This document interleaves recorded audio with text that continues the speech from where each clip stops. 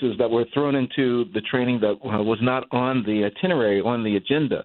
Like you guys had the opportunity to meet Phil Hunter, one of the original foot soldiers. Can you share with our audience what that was like? Mind blowing.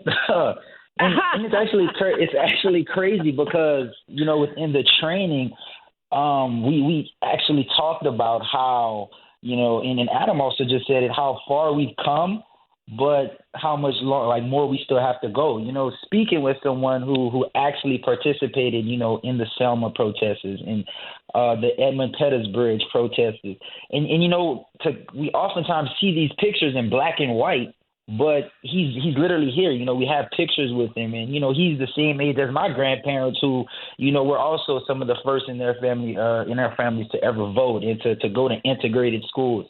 So, you know, the history is just right in front of us, but we oftentimes take it for granted because, you know, it's 50 years ago, but that's not really a long time. You know, I'm from Louisiana, and, you know, everyone knows the story about Ruby Bridges, but Ruby Bridges is 2 years older than my grandparents.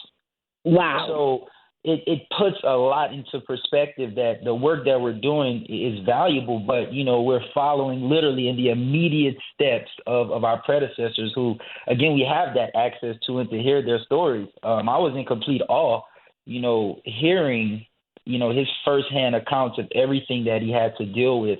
And, you know, we're starting to see some of these things pop up again, more specifically within the voter suppression efforts that we're seeing across the South, where a lot of these, you know, huge and monumental civil rights battles took place. So, yeah, you know, I told my family about it, and they were just kind of, again, like, thank you for sharing your back. I was. Wow. Absolutely outstanding. And it was, you know, it's a reminder, everyone, the past is not past, right? Ruby Bridges is on Twitter. She's on, you know, she's on social media talking to people. You know, folks just forget, you know, there's the old, you know, Faulkner, you know, the old Faulkner saying that the past is never past is always prologue. So there's, you know, all of these things, you know, for us to, you know, contemplate and deal with. Well, I wanted to ask you, you know, Dr. You know, Kylar, what it was like, Wiltz, you know, what it was like to see, you know, all of the other people who were in the class, because you guys were networking like crazy. Tell me, you know, tell us and tell our audience what that aspect of the training was like. Yeah. And, you know, this is also something, honestly, that was the best part, you know, with us kind of all being across the country, you know, fighting to make the change or whatever space that it might be, to kind of be able to come to the room and network and to meet people who, you know, even outside of our civic work, but, you know, to be able to talk about sports, to be able to talk about our families, to, you know, honestly just have a good time and really just enjoy the secure space that TJC had provided for us. And, you know, even the leadership, you know, you guys literally, you know, within the 3 days of training became like our aunts, our uncles, our family members. And I think a lot of times that is an element that is sometimes missed. Simply because, you know, you can get so focused on trying to get to the end goal and to help the solution, but, you know, you forget to have the conversation with Adam about, you know, what is Lincoln like? You know, what are the things that you want to do? And I think that's what we actually were able to do a lot of within the sessions. You know, my friends that I ultimately, you know, had at my table within my group, you know, those are going to be lifelong friends. You know, we have our own text group message, even outside of the WhatsApp. You know, I tagged them all in Instagram pictures, so we follow each other now. And we're even going to collaborate with some of the things that we developed on our amazing action plan. So, yeah, it was beautiful, man. Like, I genuinely enjoyed it. Whoa, Daryl, did you hear that? They got their own private group. I love it. I just love it. I don't know, Barbara. Should we feel excluded? I'm not part of that group. I don't know, but I think it's beautiful. Well, Adam, you know, what was it like for you to network? I mean, because, you know, Lincoln is powerful, right? And you got all these amazing people that you already know, you know, who are, you know, there doing amazing work. But what was it like to meet all your other cohorts, you know, from around, as Dr. Wiltz just said, from around the country? What was it like? It was honestly, it was absolutely amazing. This was my first ever conference that had anything to do with politics, and to see so many people there, to get to talk to them in person, and it was my first time actually networking and putting myself out there. And everybody else seemed so enthusiastic of putting themselves out there to try to work with me and me working with them. And it was really a really great experience to experience everybody around me with that much enthusiasm. But I still talk to a bunch of people from the training, and me and someone from Cheney have a plan going on right now to get some people registered to vote on both campuses. So it was really great. It was really great to experience that, and then come back here with people like the other alum, like Drake Smith and Mackenzie Hanks, and to talk to them. And really put these plans into action. It comes full circle, and I really love that about this whole thing. Oh, right. Oh, that's so exciting. And I want to ask you, what was the one thing that happened during the training that you least expected? Or when you got home, you start thinking back about it and say, wow, that was the one thing I didn't think would happen that really you found beneficial? I mean, there was so much that we went over, but I always like going back to the first day when we watched the movie Vigilante, and really learning. It wasn't really an experience, but really learning what is happening in these southern states with voter registration. This is why it's so important that you guys go and check your voter registration. Just see what's happening with voter registration and people getting kicked off the rolls and everything like that. And when I got home, I really started contemplating, coming from a northern state, coming from Pennsylvania. We have issues for sure. We're not above that or anything, but to see where we're at in comparison to some of these southern states where there's so much discrimination going on and kicking people off their American right to vote it's horrible. But at the same time, it's kind of fascinating how we've gotten to this point in America where it's almost necessary for these people to win. Wow. Daryl? Yeah, it's sort of fascinatingly sad, about where it happens and how it happens. And one of the things that Barbara and I are going to be discussing as this show goes on is what's happening in Jacksonville, Florida. It's the very same situation with people that are being moved to inactive status, which is really just a waiting room to get purged off the list, the inactive status. So a lot of what you saw in Vigilante, the movie, it is occurring, and it's occurring in real time. And, Doc, one of the things from the training, if someone were now to come up to you and say, Doc, I heard about this group TJC, and there's some training they got that's going on in San Antonio, Texas. Should I waste my time trying to be a part of that? What would you tell them?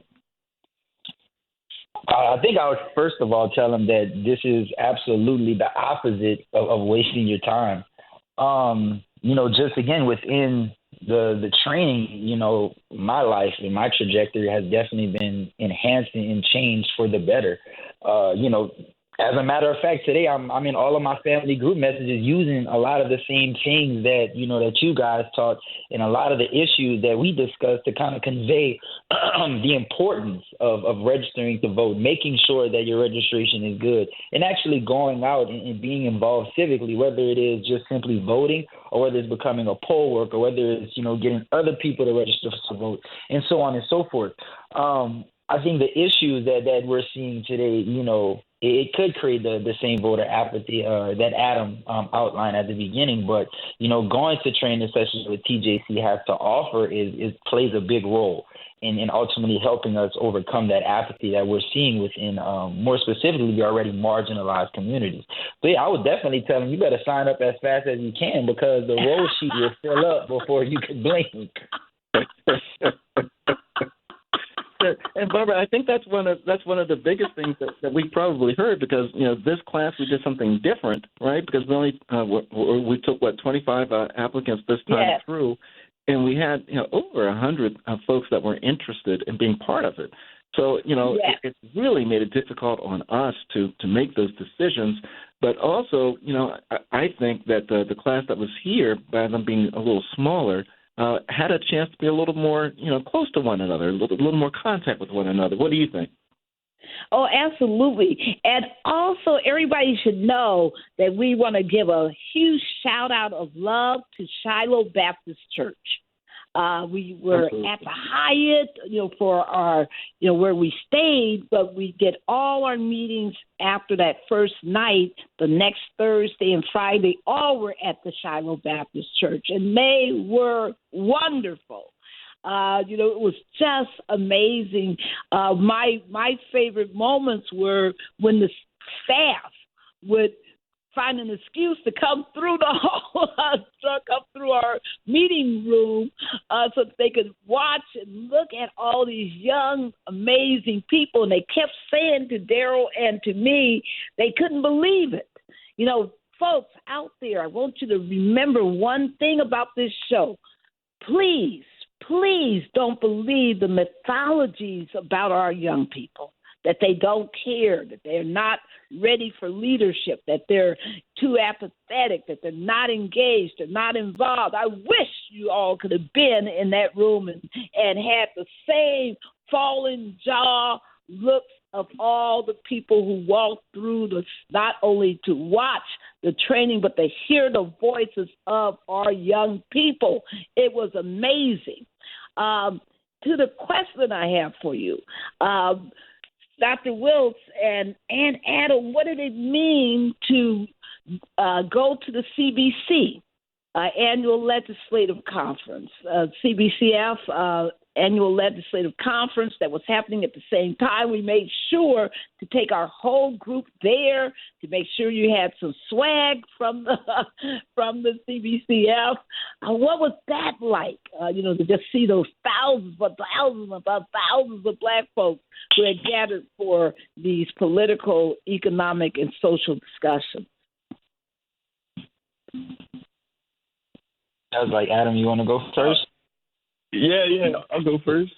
I thought it was a really amazing thing to see everybody in the stand. We saw the 2020, and it had Jasmine Crockett. The two standouts to me were Jasmine Crockett, Maxwell Frost, who I've been trying to keep up with as much as possible in the past year. And I wasn't even expecting them to be there, So it was a really great experience to see them speak, because all I've ever known them for are like clips online, and Maxwell Frost being the first and only Gen Z at a federal level in Congress. And to see him actually speak with passion, and to see Jasmine Crockett speak with passion and tell us, like, hey, this is a problem, we need to fix it, but also keeping it lighthearted enough that everybody could understand it and get along with it. It was really amazing to see them work. I think that's what I'm really trying to say, because they work so well, and they really work really well together. So that was a really great thing to see. Oh, that's awesome. And what was it like, everyone, to see the alumni?